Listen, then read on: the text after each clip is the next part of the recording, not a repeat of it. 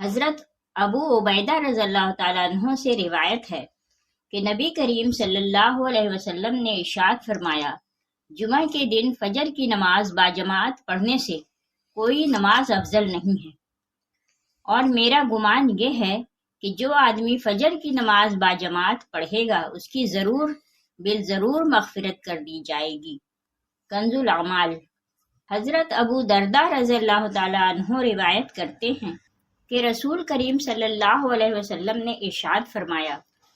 سبحان اللہ والحمد للہ ولا الہ الا اللہ واللہ اکبر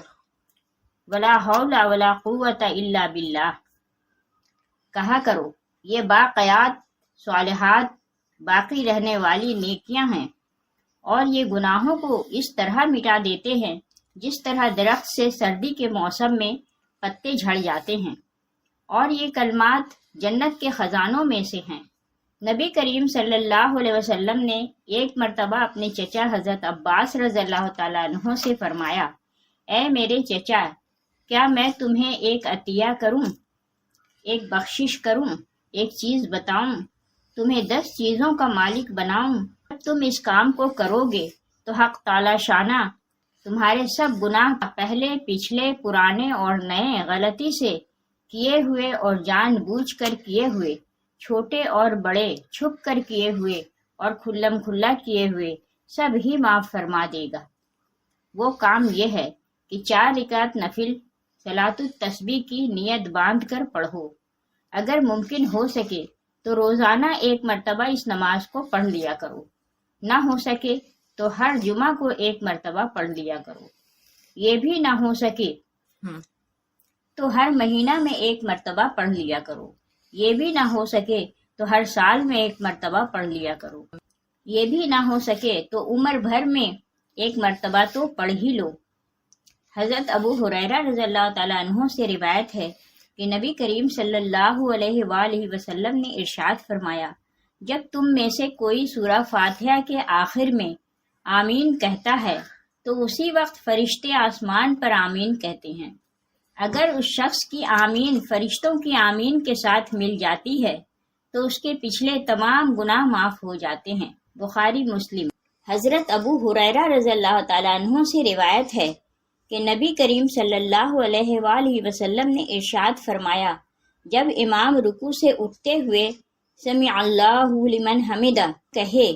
تو تم اللہم ربنا لک الحمد کہو، جس کا یہ کہنا فرشتوں کے کہنے کے ساتھ مل جاتا ہے، اس کے پچھلے سارے گناہ معاف ہو جاتے ہیں۔ مسلم۔ ایک آدمی رسول کریم صلی اللہ علیہ وآلہ وسلم کی خدمت میں حاضر ہوا اور کہنے لگا، اس شخص کے بارے میں بھلا مجھے بتائیے جس شخص نے تمام قسم کے گناہ کیے ہوں، حاجیوں کے قافلے کو جاتے ہوئے بھی لوٹا اور واپس لوٹتے ہوئے بھی لوٹا، کیا ایسے شخص کے لیے توبہ ہے؟ نبی کریم صلی اللہ علیہ وآلہ وسلم نے ارشاد فرمایا، کیا تو مسلمان ہو چکا؟ وہ آدمی کہنے لگا، میں گواہی دیتا ہوں کہ اللہ تعالیٰ کے سوا کوئی معبود نہیں، اور آپ اللہ کے رسول ہیں۔ رسول کریم صلی اللہ علیہ وآلہ وسلم نے ارشاد فرمایا، نیکیاں کرتے رہو اور برائیاں چھوڑتے رہو، اللہ تعالیٰ ان تمام کو نیکیاں بنا دے گا۔ وہ آدمی کہنے لگا، بہت سی خیانتیں اور قسم قسم کی بےہودگیوں کو بھی؟ آپ صلی اللہ علیہ وسلم نے ارشاد فرمایا، ہاں۔ وہ آدمی فرتے خوشی سے کہنے لگا، اللہ اکبر، پس وہ مسلسل نعرہ تکبیر کہے جا رہا تھا حتیٰ کہ وہ نگاہوں سے اوجھل ہو گیا۔ حضرت زید رضی اللہ تعالیٰ عنہ سے روایت ہے کہ انہوں نے نبی کریم صلی اللہ علیہ وآلہ وسلم یہ ارشاد فرماتے ہوئے سنا، جو شخص استغفر اللہ الذی لا الہ الا هو الحی القیوم واتوب الیہ۔ ترجمہ، میں اللہ تعالیٰ سے مغفرت چاہتا ہوں جس کے سوا کوئی معبود نہیں، وہ زندہ ہیں، قائم رکھنے والے ہیں، اور اسی کے سامنے توبہ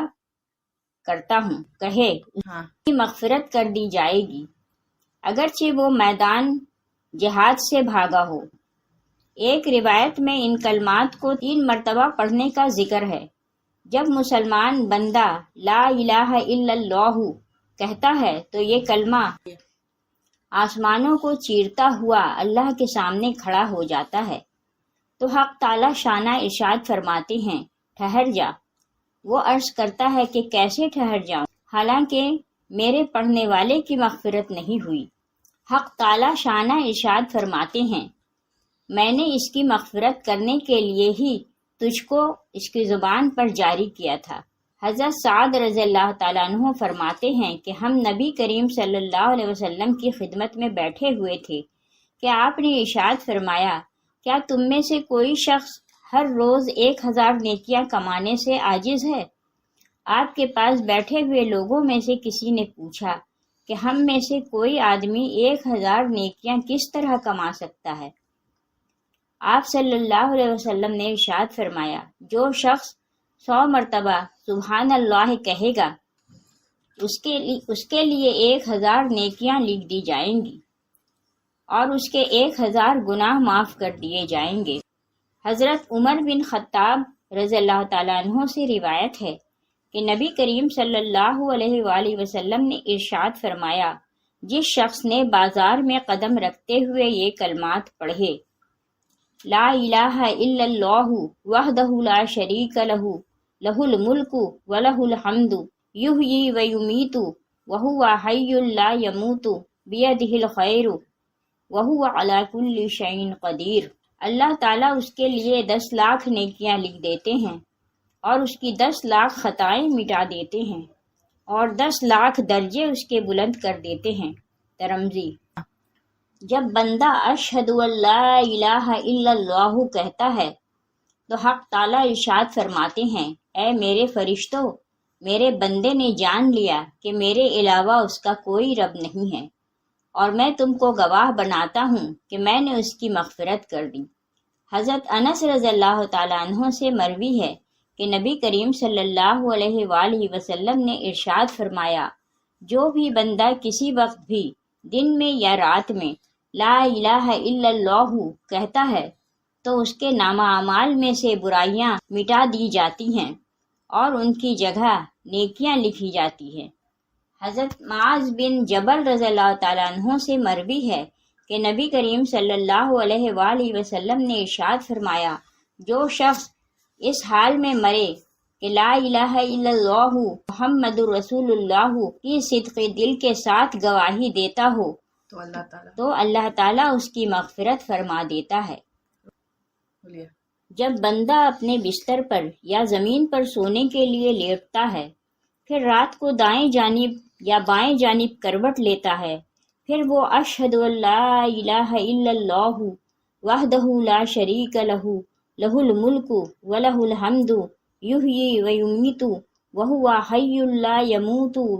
بیدہ الخیر وہو علی کل شیء قدیر پڑھتا ہے تو حق تعالیٰ فرشتوں سے فرماتے ہیں میرے بندے کو دیکھو،